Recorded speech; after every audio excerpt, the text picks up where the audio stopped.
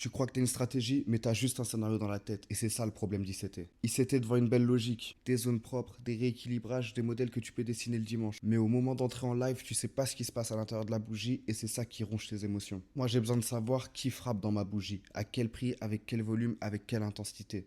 Et si j'ai pas toutes ces infos-là, je pourrais même pas rentrer en position. J'ai besoin de savoir si c'est une vraie intention ou si c'est une feinte. Et c'est pour ça que je trade l'order flow. Grâce au footprint, je peux voir l'empreinte du marché réel et quels lots ont été échangés à chaque niveau de prix.